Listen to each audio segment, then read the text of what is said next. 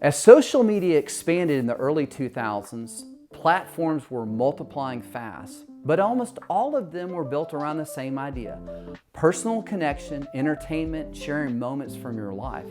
There wasn't a clear space for professional identity, not for the version of yourself that wanted to share experience, build credibility, and connect with others around work rather than photos and status updates. LinkedIn saw that gap and built specifically for it.